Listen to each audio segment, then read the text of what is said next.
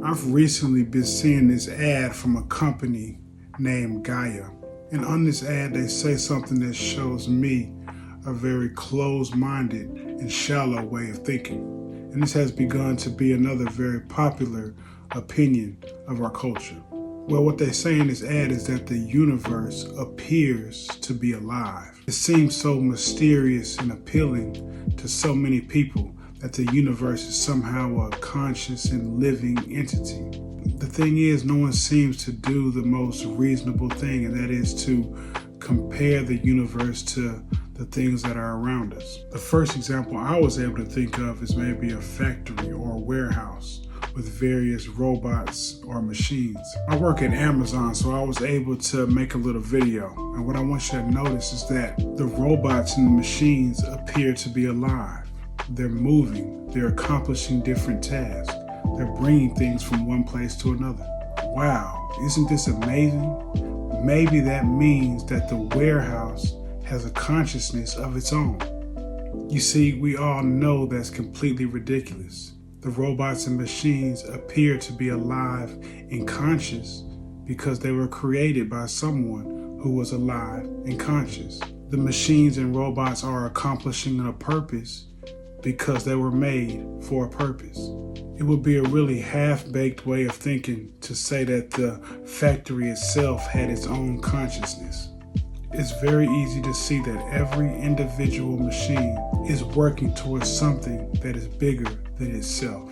So the scope and view of every machine had to be further away and planned way ahead. It's very simple. If something that doesn't have a mind is moving like something that does have a mind, it's because there's a mind behind it. There's information in it. It was programmed. So let's move this out to our universe. Things are orderly and geared towards purpose.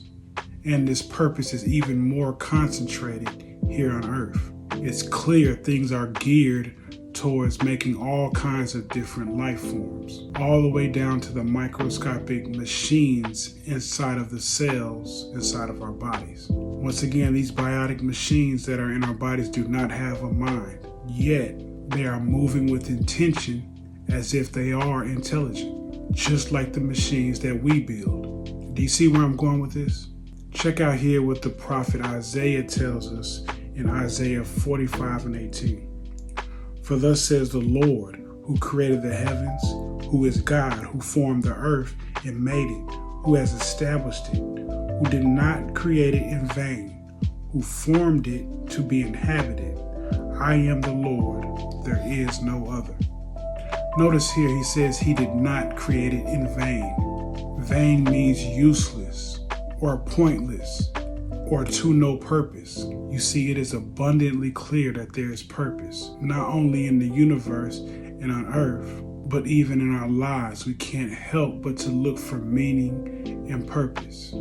It's almost as if we were programmed this way. What's obvious to me is these people refuse to look at these things objectively and draw the logical conclusions. And of course, I know why that is, and that's because of the implications of accepting these conclusions.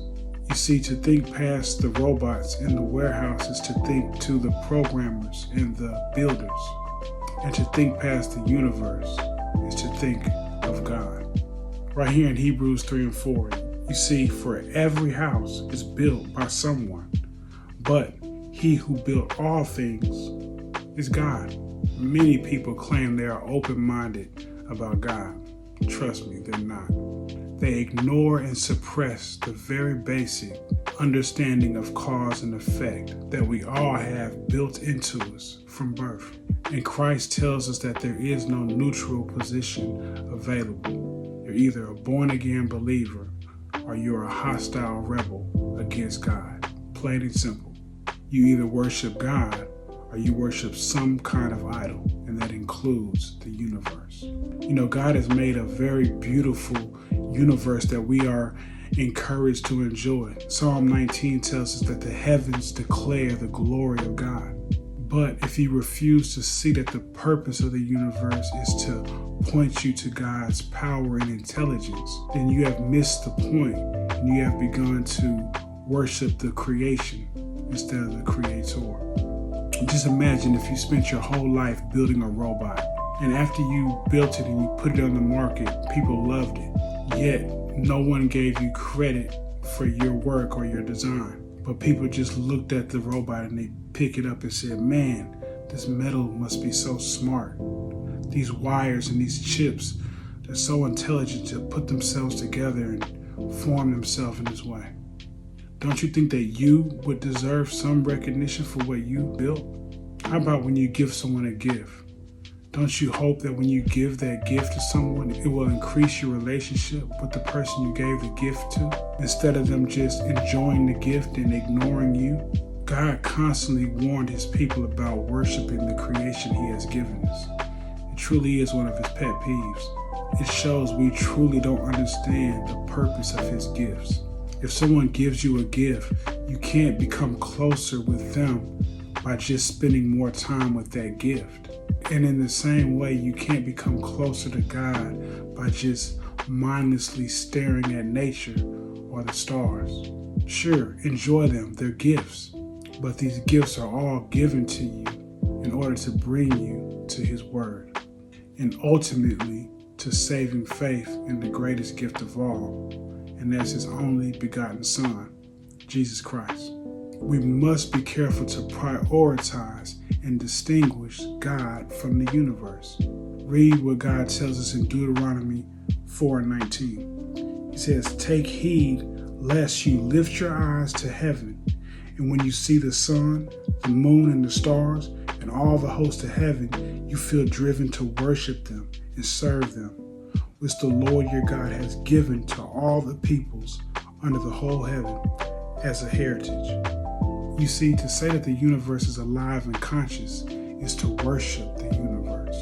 That is to attribute God's qualities to his creation. All the awe, fear, and wonder is pointed in the wrong direction, to the creation instead of the creator.